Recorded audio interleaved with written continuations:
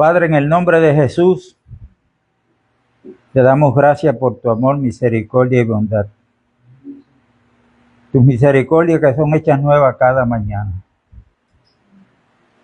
Gracias, Padre, por el regalo más grande y eterno que tú nos has dado, que es tu Hijo Jesucristo. Y que en Él tú nos has dado todo lo que necesitamos para estar en paz contigo. Gracias por todo. Mi petición en estos momentos, Padre, es que tu gracia sea sobre cada uno de nosotros en esta mañana, sobre tu pueblo, que se reúne en diferentes partes del mundo, y que espíritus de sabiduría y de revelación sean manifestados para que, por la revelación del Espíritu Santo, podamos entender, Padre de la gloria, a la esperanza que tú nos has llamado. Que nos permitas, Padre, ministrar tu palabra, recibirla, sabiendo que eres tú quien le das el crecimiento a la misma, para la gloria y honra de tu nombre. En el nombre de Jesús. Amén. Esta mañana vamos a tocar el capítulo 6 del Evangelio de Juan, donde antes de comenzar a leer, sabemos que estamos advertidos por Jesucristo mismo, por los apóstoles, de que en los finales tiempos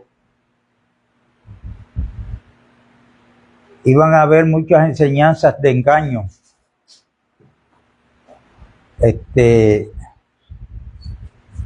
En segunda carta de Timoteo, Pablo escribe en el capítulo 3, verso 5, de hombres con apariencia de piedad, pero niegan la eficacia de la piedad.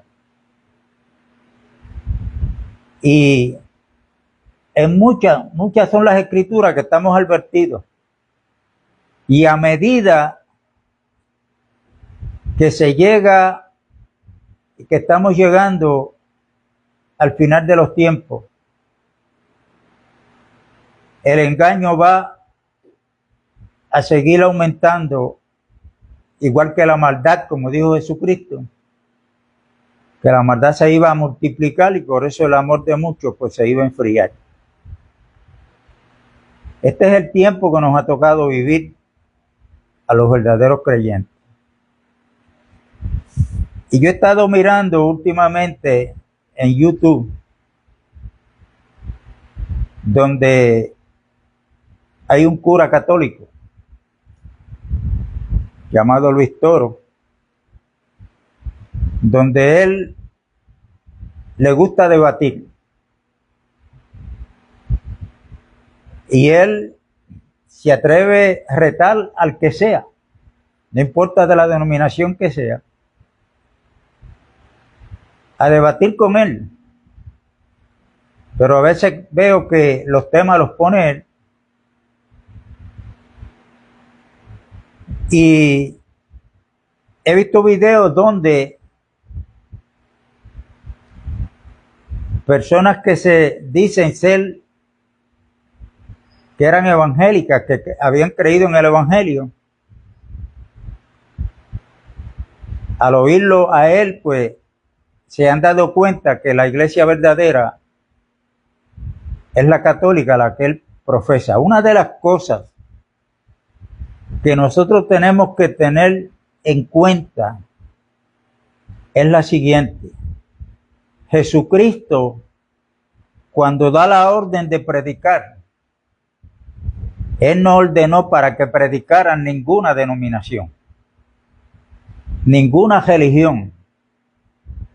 Él trajo el reino de los cielos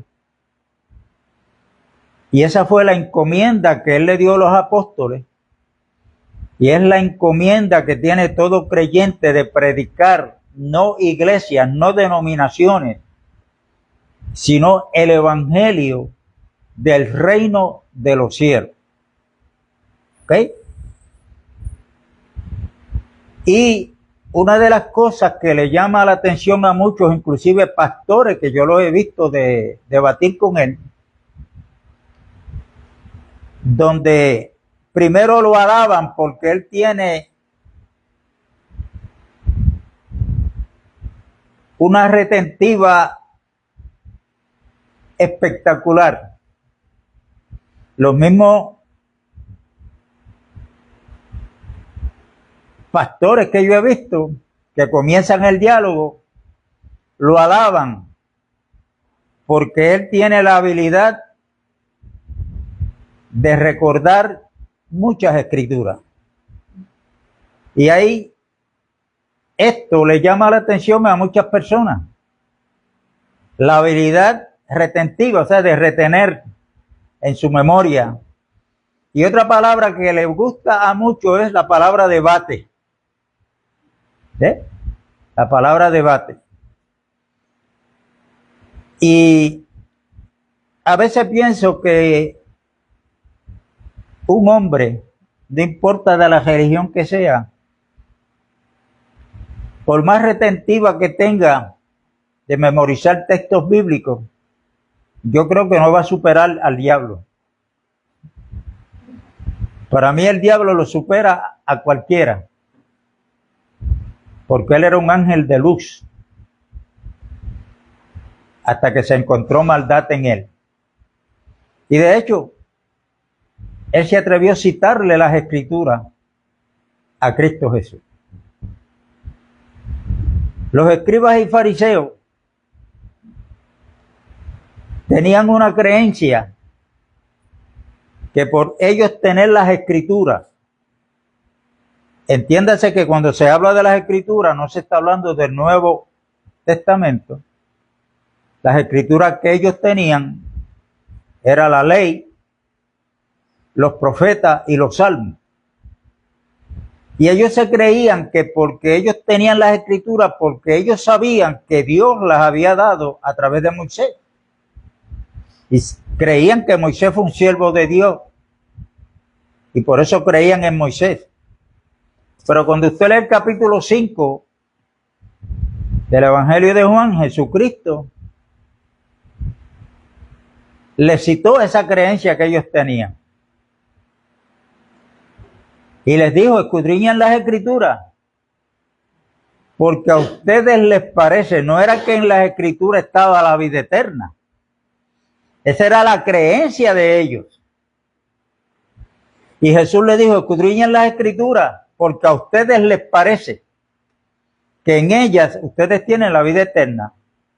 Y ellas son las que dan testimonio de mí. Y no han querido venir a mí para que tengan vida. O sea, la vida no está en las escrituras, que es lo que quiere decir Cristo, sino que la vida eterna, la vida que Dios nos ha dado en Cristo, porque Él es la vida, está en Cristo, lo cual las escrituras, desde Génesis hasta Apocalipsis, dan testimonio de Él. En el viejo pacto, pues, habla de Cristo en tipos, sombras y figuras. Pero ahora en el nuevo tenemos la realidad. Tenemos la verdad presente que es Cristo Jesús. ¿Ves? Y hay que tener cuidado, porque yo puedo ir a leer las escrituras sin haberme percatado que ellas, lo que está escrito, nos leen a nosotros también. Y bien poco nos damos cuenta de eso. Las escrituras nos leen a nosotros.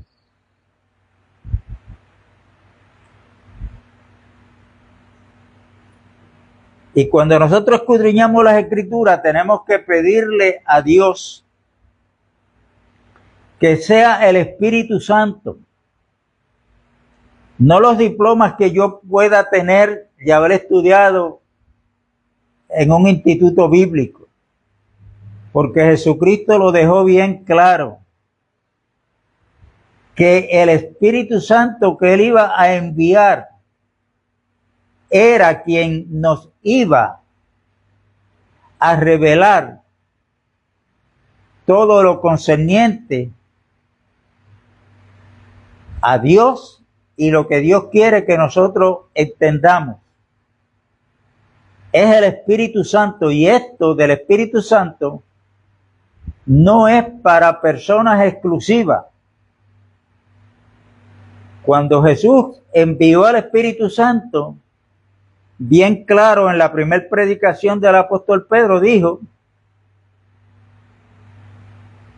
para ustedes es la promesa, refiriéndose a la promesa del Espíritu Santo, para los que están cerca, para los que están lejos, o sea, para todos los que creen, todos los que hemos nacido de nuevo, hemos recibido una nueva naturaleza, y de ahí en adelante es que va a llegar a cada uno de nosotros la revelación que Dios quiere que nosotros entendamos. Pero la revelación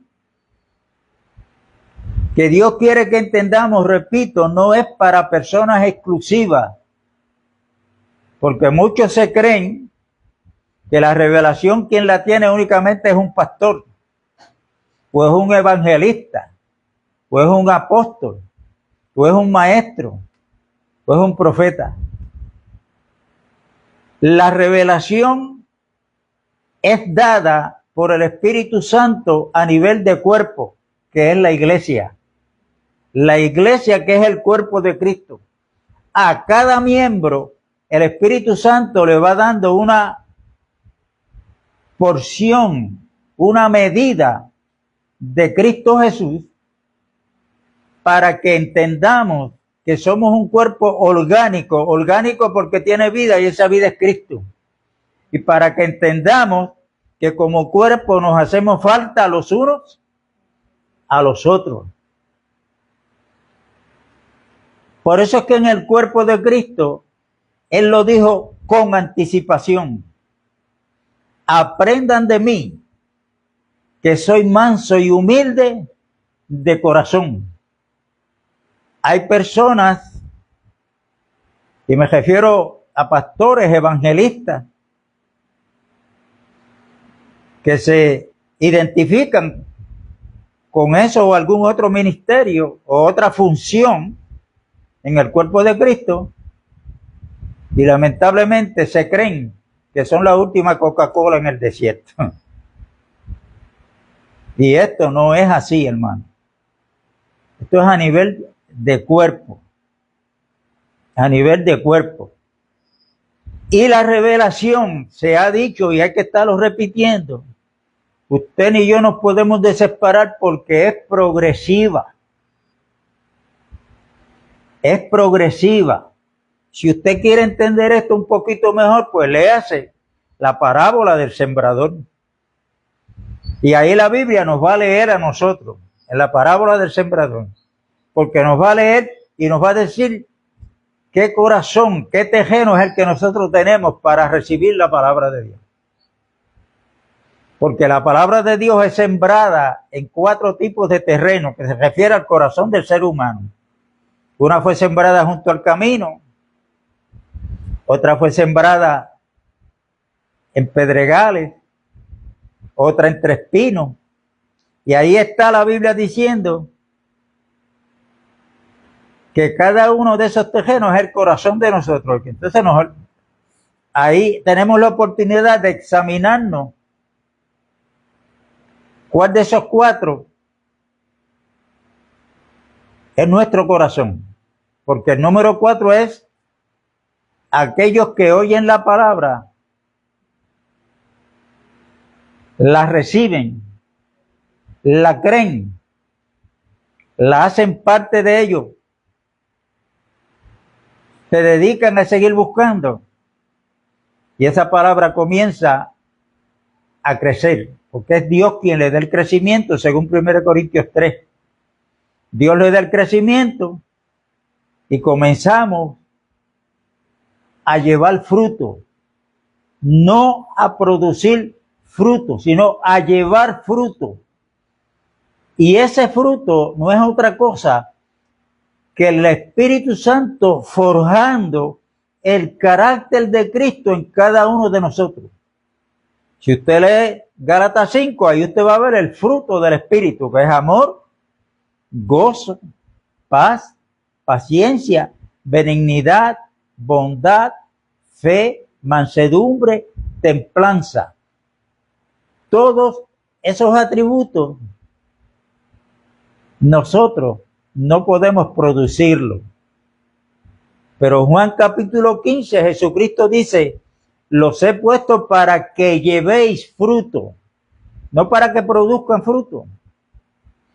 Entonces, en el sistema religioso, pues, si no hay buena enseñanza, ahí es donde entramos en el obrar de nosotros, en muchas actividades llamadas espirituales, para conseguir algo que ya Dios nos ha dado. Y ahí entran, bueno, porque hay que levantarse a las 5 de la mañana para orar. Y como decía el hermano Gigi Ávila, ¿verdad? Que yo no sé, pero eso es una realidad. El cristiano que no ora 10 minutos está más perdido que Judas.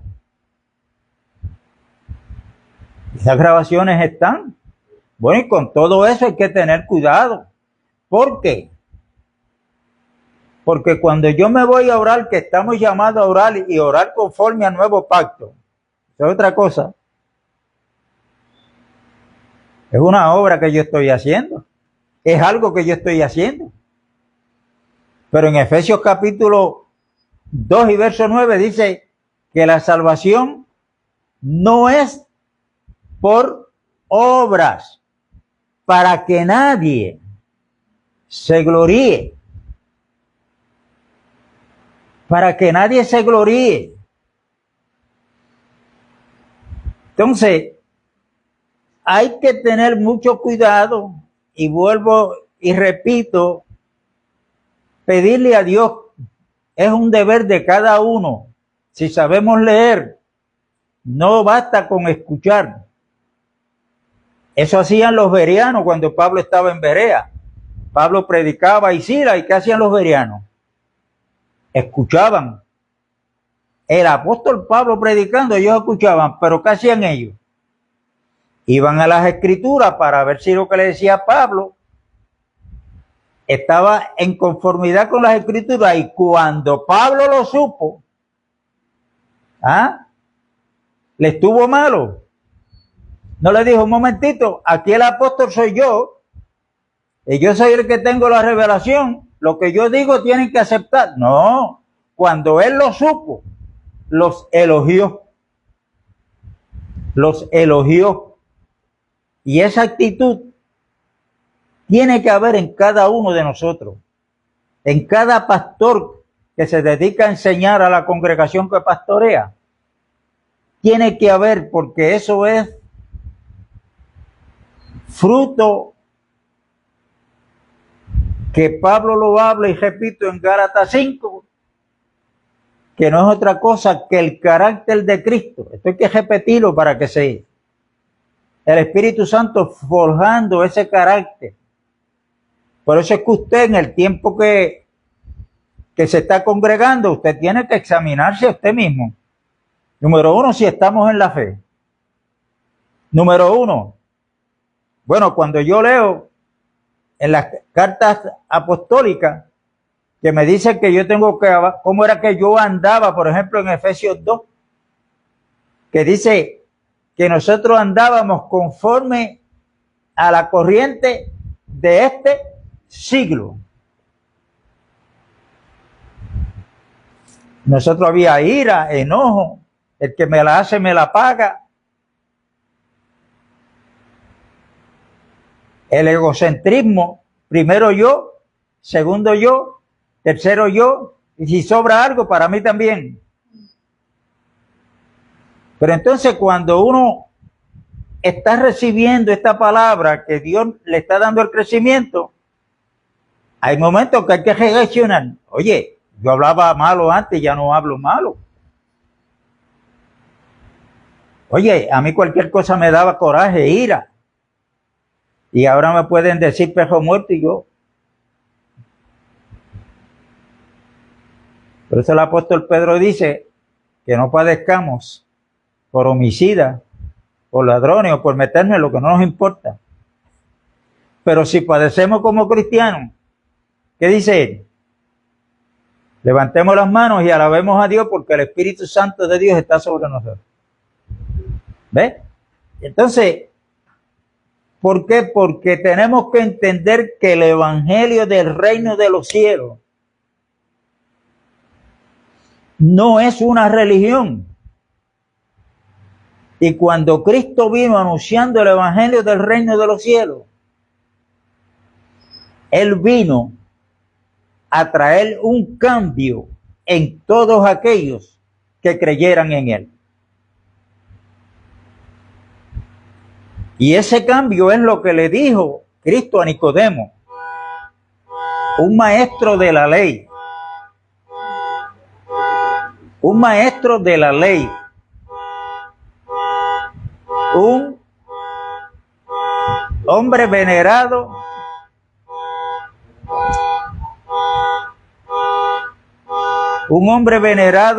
por todo el pueblo de Israel.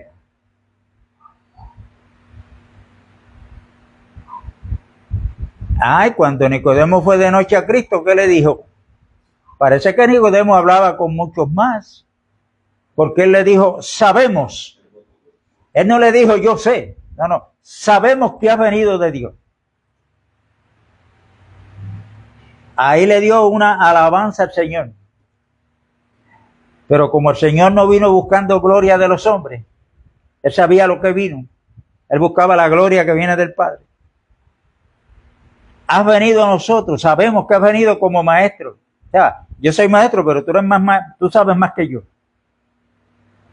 Y ahí Cristo no le siguió la corriente del pensamiento de Nicodemo. Le dijo, de cierto te digo que el que no nace de nuevo no puede ver el reino de los cielos. Un maestro de Israel, pero entendió eso literalmente. Pero como yo, siendo ya viejo, voy a entrar en el vientre de mi madre y nacer. Tampoco Cristo le siguió la corriente del pensamiento y le dijo, lo que hizo fue que se la puso con un poquito más fuerte, ¿no? De cierto te digo que el que no nace del agua y del espíritu no puede entrar en el reino de los cielos. Y así entonces él le trajo una comparación. El viento de donde quiera sopla. Oímos su sonido, pero no sabemos de dónde viene ni a dónde va. Así es todo aquel que es nacido del Espíritu. Esa es la nueva naturaleza. Nosotros traímos la naturaleza adámica. Y no importa los años que usted y yo llevemos en el Evangelio, esa naturaleza pecaminosa, mientras estemos en este cuerpo, estamos cargándola. Por eso es que Dios nos ha dado el don de fe para creer lo que Él dice. Por eso Pablo dice en 2 Corintios 4 y 5, porque por fe andamos, no por vista. Hermano, esto no es por sentimiento tampoco. Esto es creyéndole a Dios. ¿Por qué? Porque la fe, según Romanos 10 y verso 4, dice que la fe es por el oír. Y el oír la palabra de Dios. Nosotros somos salvos por gracia. Esa gracia Dios la manifestó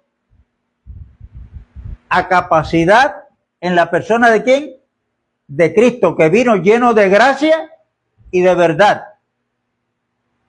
¿Ok? Dios nos ha dado todo por gracia en Cristo. O sea, el que quiera participar de la gracia de Dios tiene que estar en Cristo. Pero Dios nos ha dado el don de fe para que por medio de esa fe nosotros creamos lo que Dios nos ha dado por gracia en Cristo Jesús. Eso es lo que dice Efesios 2.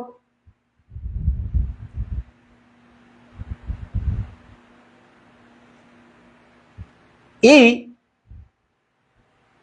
tenemos que tener cuidado porque cuando vamos a la escritura, que es lo que está haciendo este cura llamado Luis Toro, es un experto en interpretar literalmente muchos versículos de la Biblia, pero sin leer el contexto.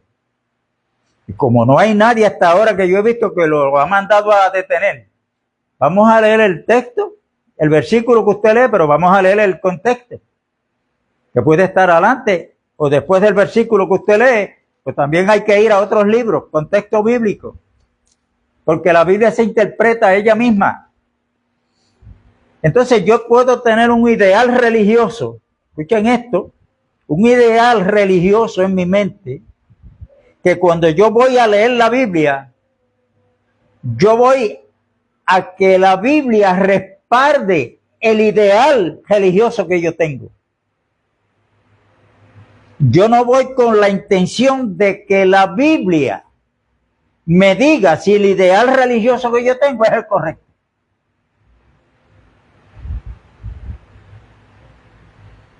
Y esto se ve, pero bien clarito en la actitud de este hombre. Entonces, como ellos creen y lo practican, la confesión de pecado, del confesionario, entonces él, cuando va a interpretar al capítulo 1 de Juan, donde Juan dice, si confesamos nuestros pecados, déjalo ahí, párate ahí. ¿Qué es lo que dice ahí? Repítelo.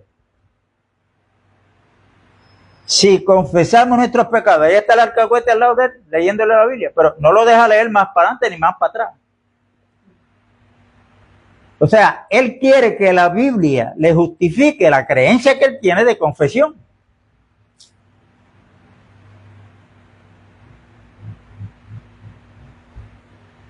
Pero cuando nosotros leemos con cuidado las Escrituras, usted tiene que preguntarse si el perdón de mis pecados yo lo voy a obtener por la confesión que yo le haga a un cura católico. Entonces, ¿por qué Dios mandó a Jesucristo morir en la cruz?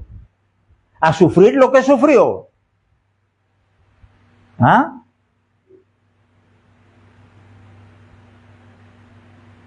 ¿No será que cuando yo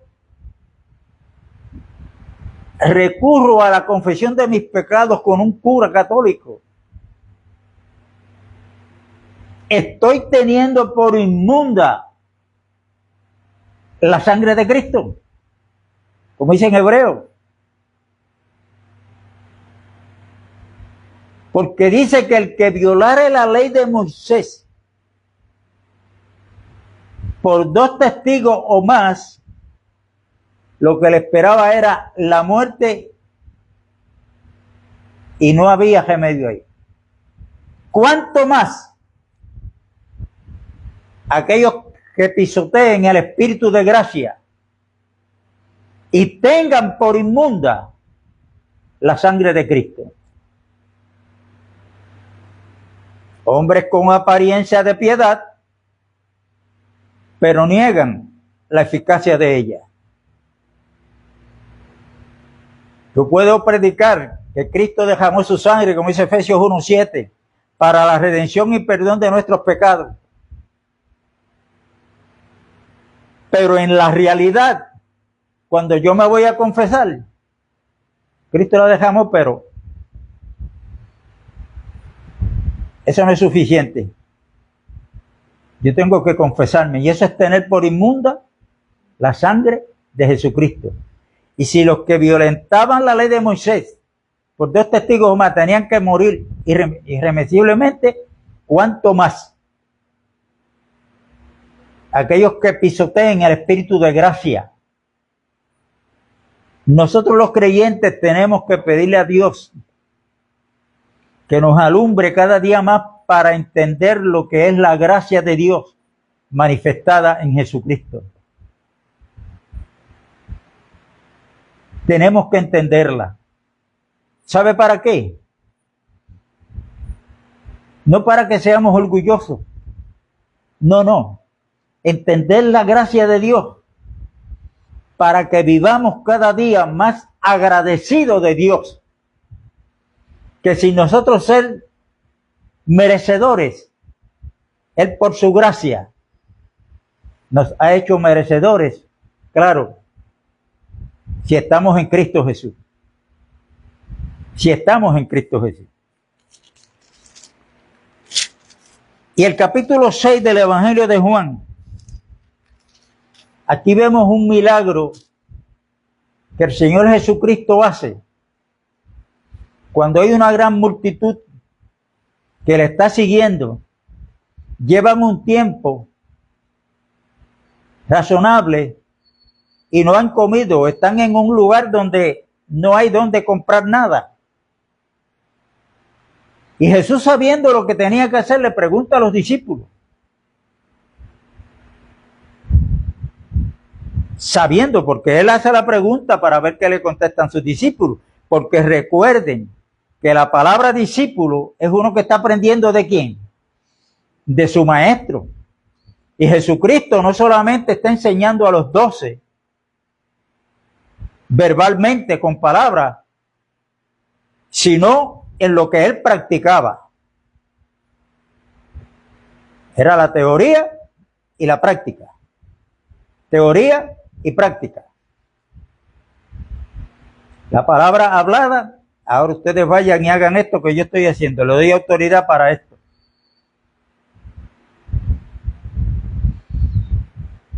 Y el hermano de Pedro, llamado Andrés, le dice, bueno, porque Cristo le dice,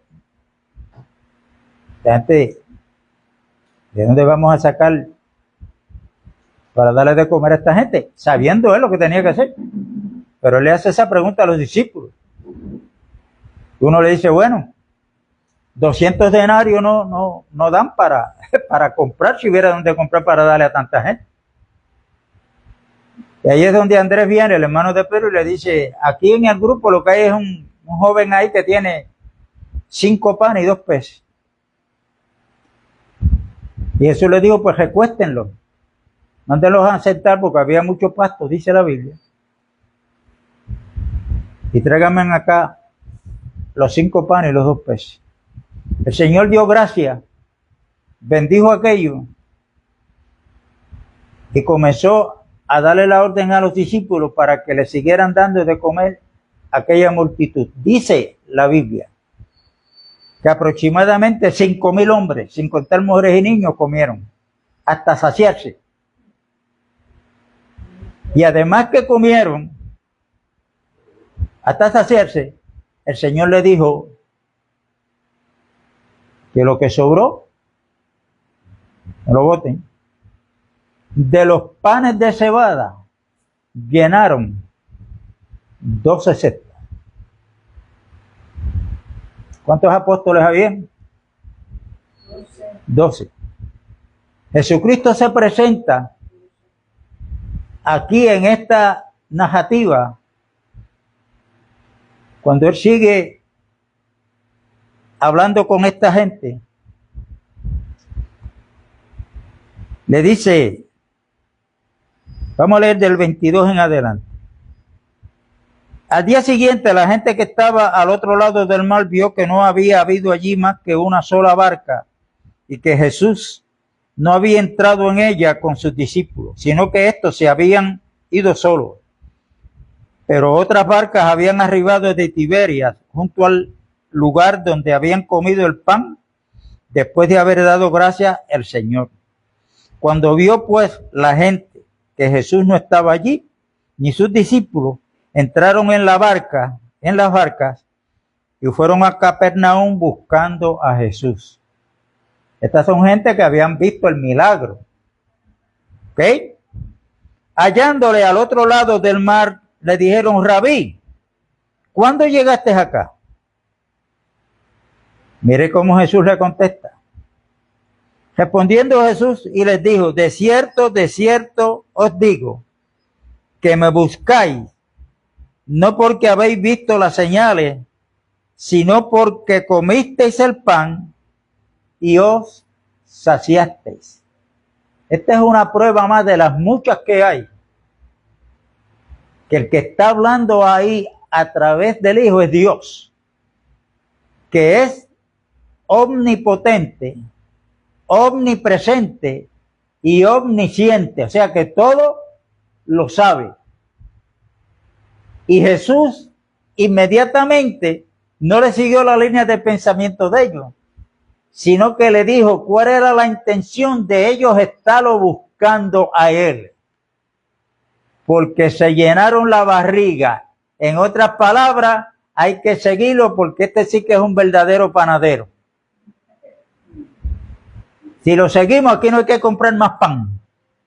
Es una de las comidas principales de ellos, ¿no? Como judíos. Y Jesús rápido le leyó la mente y lo que había en el corazón de ellos. ¿Ok? Por ahí se puede traer un mensaje. ¿Ah? ¿Por qué nos congregamos? ¿Por qué le servimos al Señor? Cuando usted estudia los que predican el Evangelio de la Prosperidad, bueno, es para que Dios me tenga un carro bueno, nuevo. Es para que la cuenta de banco me vaya aumentando. Es para que la alacena que yo tengo en casa no esté vacía.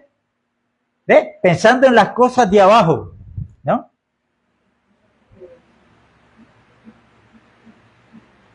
Se nos olvida que Jesús dijo: en el mundo van a tener aflicciones. Y muchas cosas más. Verso 27. Trabajad no por la comida que perece, sino por la comida que a vida eterna permanece, la cual el Hijo del Hombre os dará. Porque a este señaló Dios, el Padre. Entonces le dijeron, miren esta pregunta: ¿qué debemos hacer para poner en práctica las obras de Dios? O sea, ¿qué es lo que tenemos que obrar? Recuerden que el ministerio de Jesucristo es bajo la ley. Ellos conocían la ley y la ley decía: el que haga estas cosas vivirá por ellas. Mas la gracia dice: hecho está. ¿Lo quieres creer? Todavía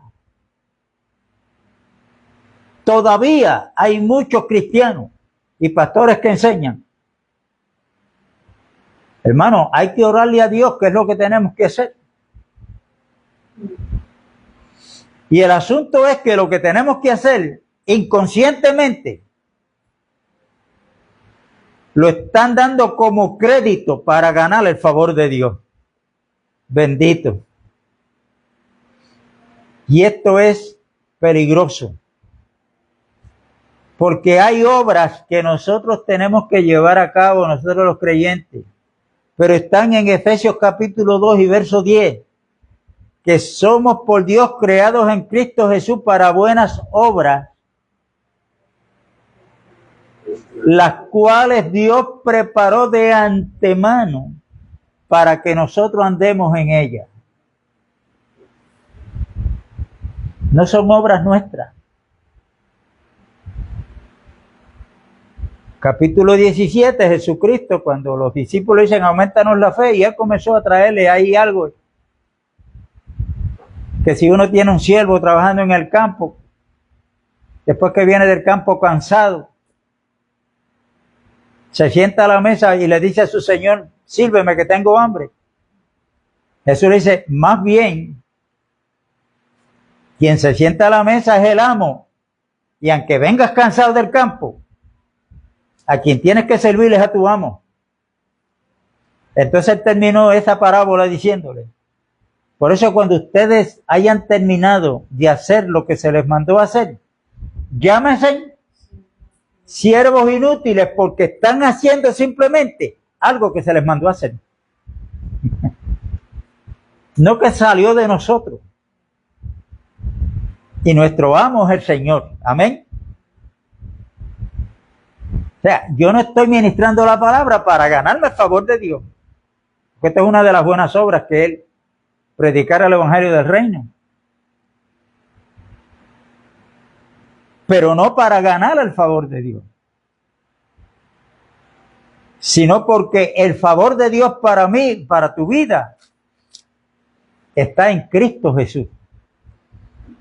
Y si estamos en Cristo, hay que examinar a la luz de la palabra del nuevo pacto qué es lo que Dios nos ha dado. No nos esté pasando como a los dos hijos que tiene el padre en Lucas capítulo 15, que el menor le pide la herencia antes de tiempo y se fue y hizo mal uso de ella. Pero el hijo mayor en ningún momento abandonó al padre. El que se fue hizo mal uso de lo que el padre le dio. Pero lo más terrible, y mira que mucho se ha predicado de ese, y es pródigo porque hizo mal uso de lo que se le dio, de la herencia. Pero el hijo que está en la casa, el mayor, sigue en la prodigalidad, porque tiene todo lo del padre es de él, pero él no lo está disfrutando porque lo desconoce.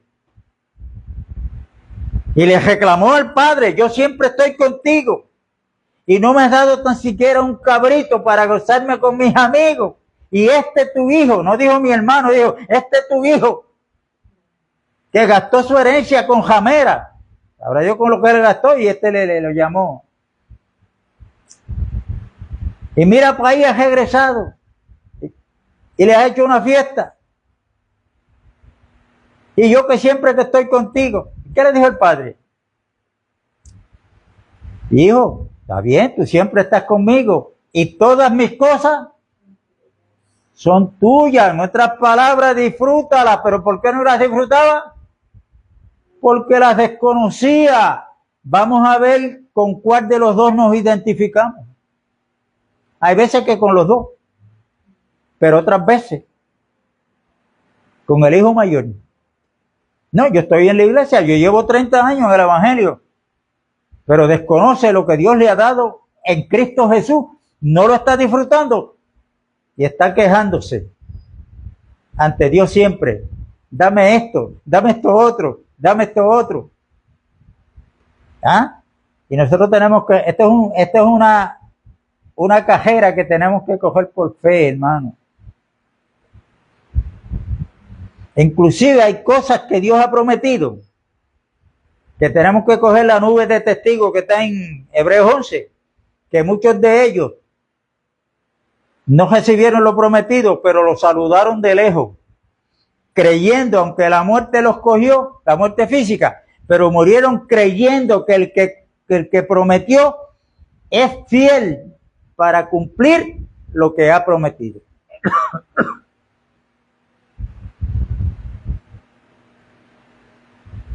Y nosotros tenemos que aprender a caminar caminar por fe, no por vista, no por sentimiento. Si pues habéis resucitado con Cristo, buscad las cosas de arriba, donde está Cristo sentado a la diestra de Dios.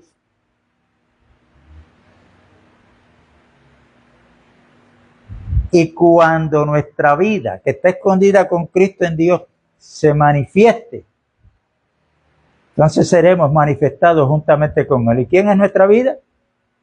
Cristo Jesús. Pero hay que buscar las cosas de arriba, hermano. Las cosas de la tierra, téngala como si no las tuviera, porque son perecederas. Lo que tenga que disfrutar de lo terrenal, disfrútelo, pero como si no lo tuviera. Domine lo material, no que lo material lo domine a usted.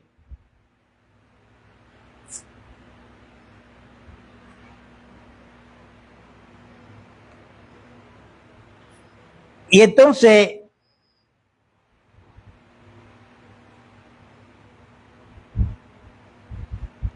verso 28 fue la pregunta.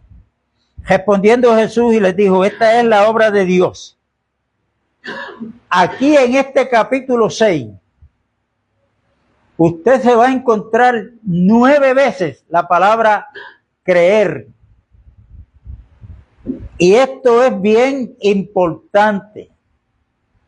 En la Biblia tenemos principios de parte de Dios que no estamos autorizados a cambiarlos. Y el principio de nuestra salvación, de nuestra justificación, comenzamos con creyéndole a Dios. No en Dios, porque en Dios cree todo el mundo y hasta los demonios creen y tiemblan. Pero el capítulo 5 de la primera epístola de Juan, Juan dice, el que no ha creído a Dios le ha hecho mentiroso, porque no ha creído en el testimonio que Dios ha dado acerca de su Hijo. Y este es el testimonio que Dios ha dado acerca de su Hijo, que Él nos ha dado vida y esa vida está en Cristo Jesús, porque Él es la vida. La Biblia hablando de Abraham dice en capítulo 4 Romanos que si Abraham tiene, en otras palabras, obras que se pueden justificar, el escritor que es Pablo dice, sí tiene. Se puede justificar, pero no para con Dios. Porque la única forma que nosotros podemos recibir el don de la justificación es cuando le creemos a Dios. Justificado pues por la fe, tenemos paz para con Dios por medio de nuestro Señor Jesucristo. Romanos 5:1. Es creyéndole a Dios. Y aquí le dijeron, ellos esperaban que Cristo les diera una lista de cosas, ¿no? ¿Qué tenemos que hacer para poner en práctica las obras de Dios? Ellos esperaban una lista. Y Jesucristo lo resumió en una sola cosa. Esta es la obra de Dios, que crean en el que Él ha enviado. ¿Y a quién fue que Dios envió? Al que les está hablando allí a ellos y hoy a nosotros. A Cristo Jesús.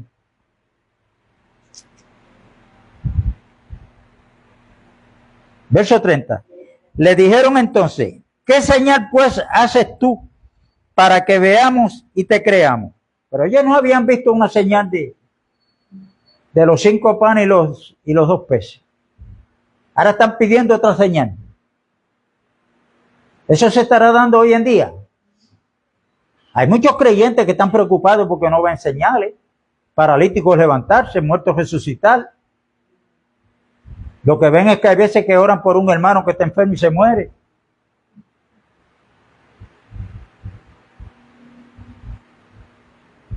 Y queremos estar viendo señales y vamos detrás de las señales. Cuando Cristo dijo, estas señales seguirán a los que creen. Pero hoy es al revés.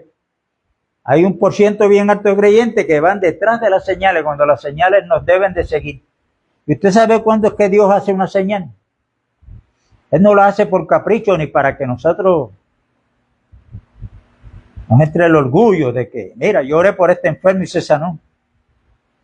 La razón por la cual Dios hace señales es cuando sus siervos, sus hijos, están predicando la verdad. Y como Dios está comprometido con la verdad, Él da a entender que lo que se está predicando es la verdad de Él, y Él entonces respalda esa palabra por una señal, si a Él le da la gana de hacer.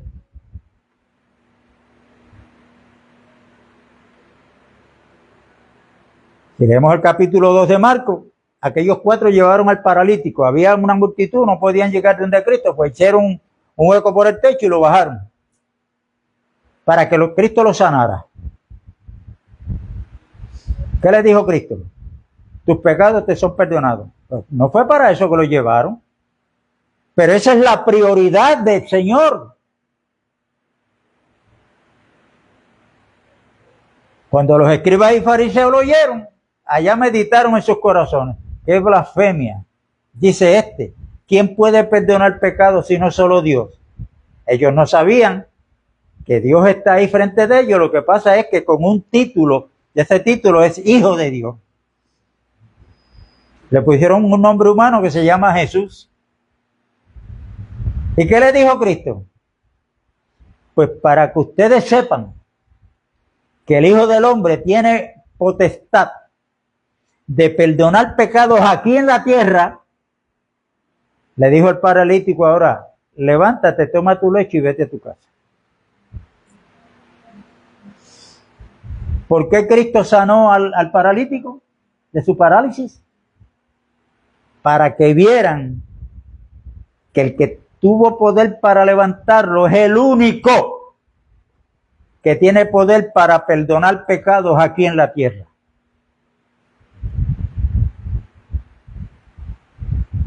Y esa palabra creer 9 veces está ahí, en ese capítulo.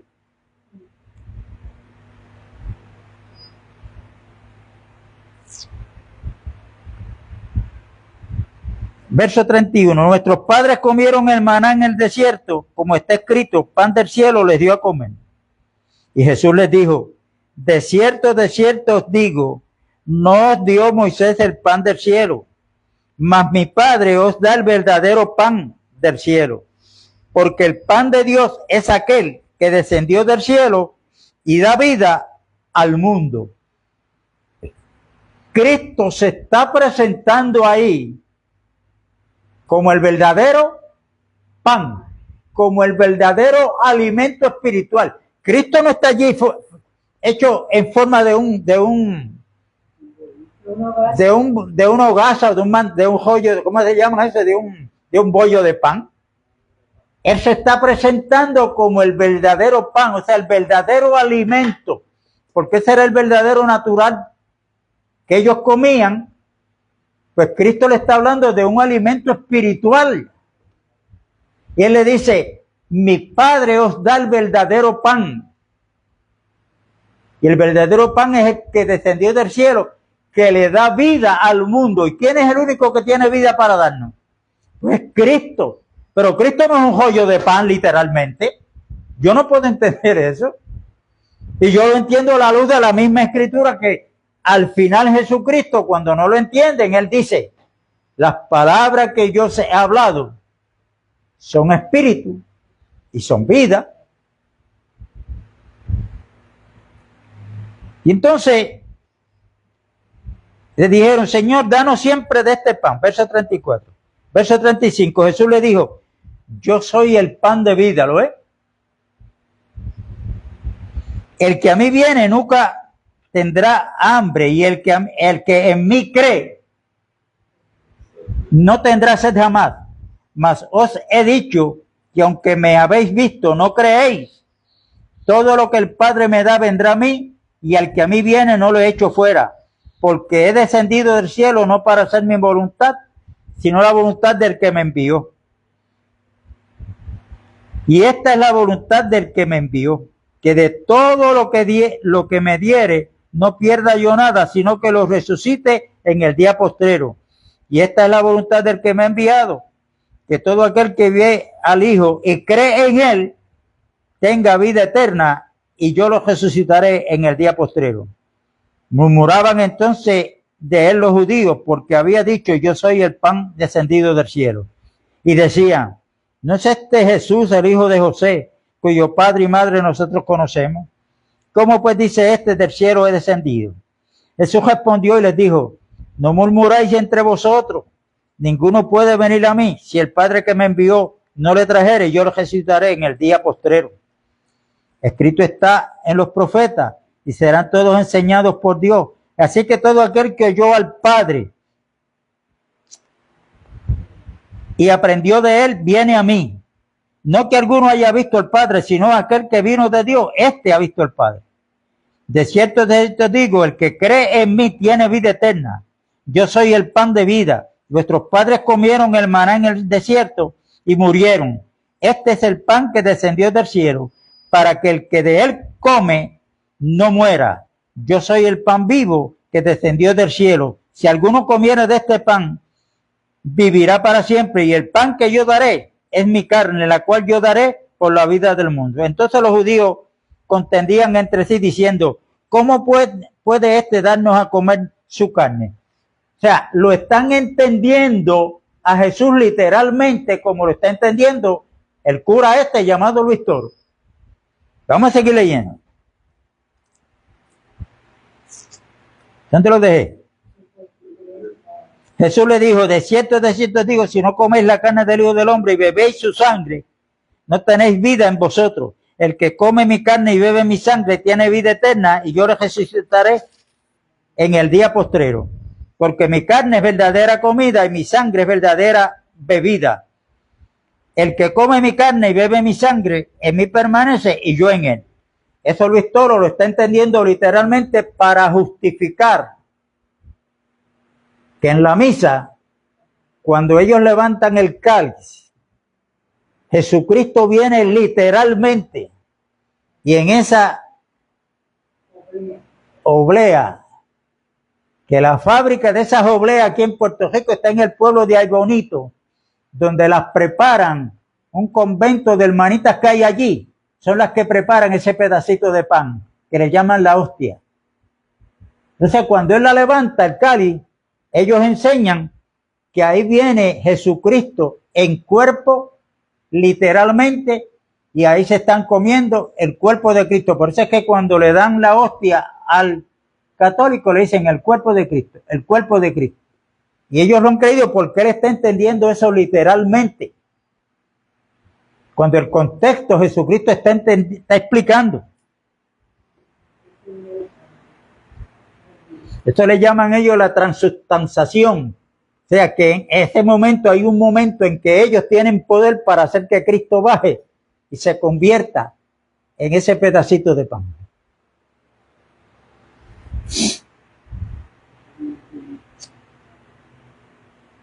¿Dónde lo dejé? ¿Ah?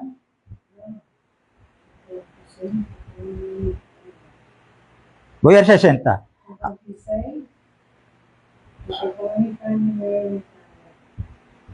Como me envió el Padre viviente y yo vivo por el Padre, asimismo el que me come, él también vivirá por mí.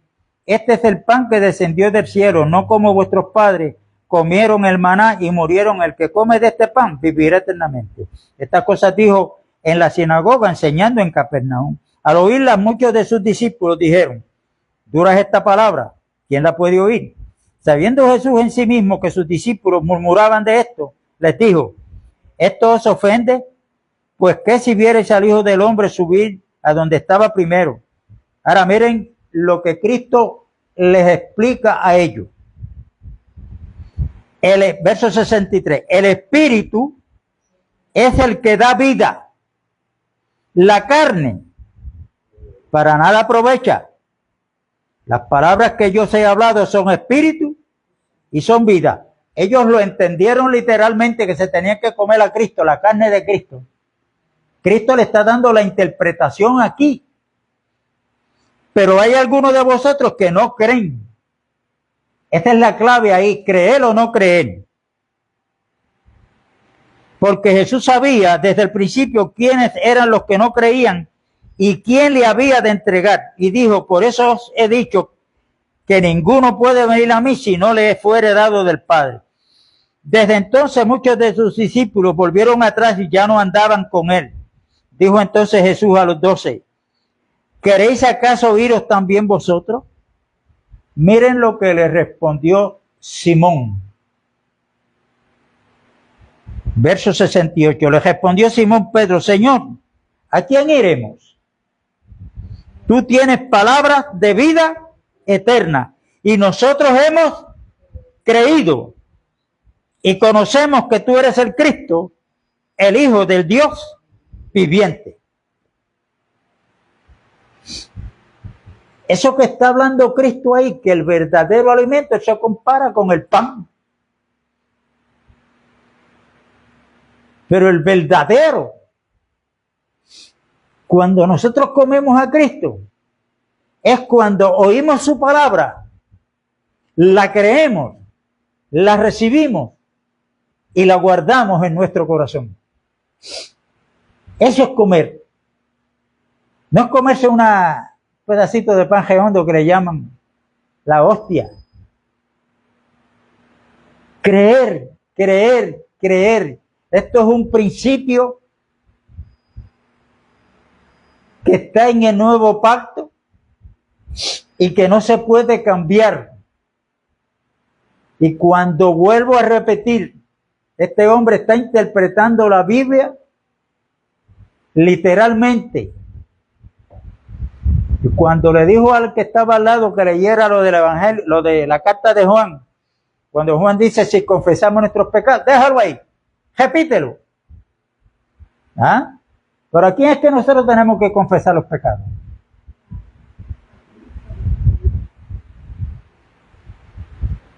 Pablo lo dijo a Timoteo que hay un solo Dios.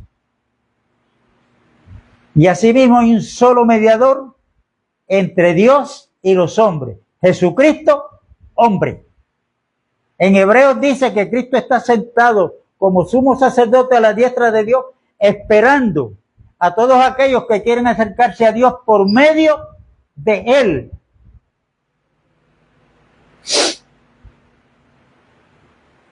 Cuando usted lee la historia,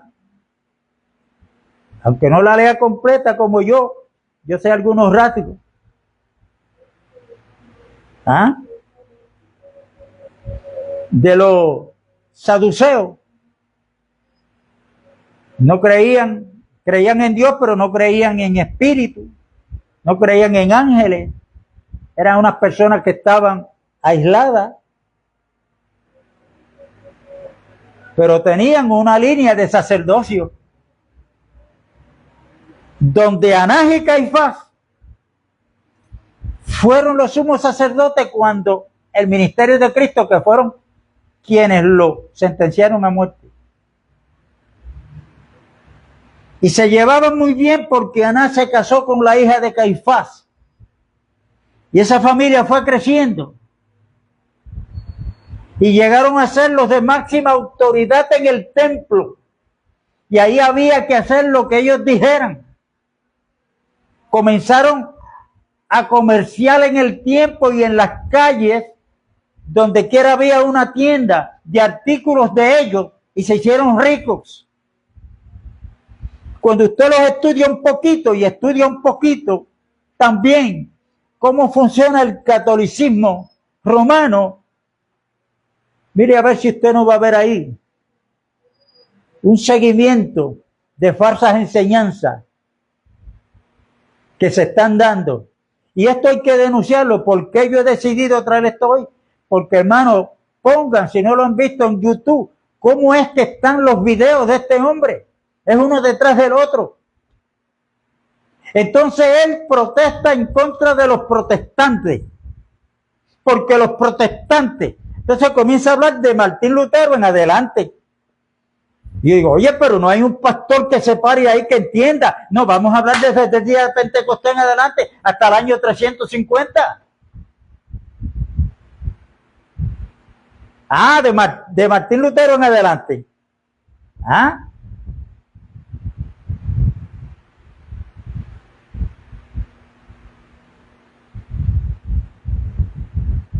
Entonces él se burla de nosotros.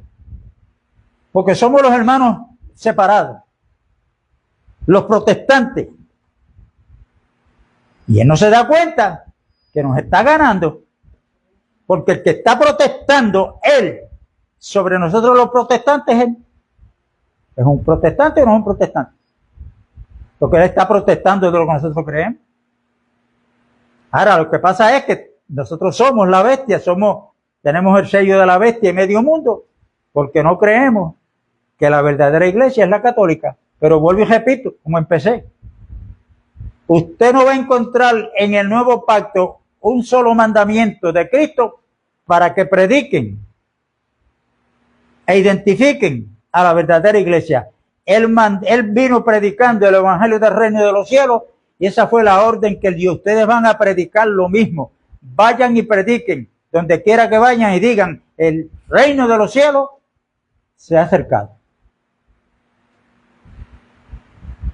Y esto pues, me he inclinado a traer este video porque yo sé que hay inclusive familias mías que son católicas, que si ven a este hombre, pues van a echar más raíces en una falsa enseñanza. Y el deber mío, a la luz de las Escrituras, es yo declarar que este hombre ha sido engañado, pero a la vez él sigue engañando a muchos. La paz de Dios es con todos.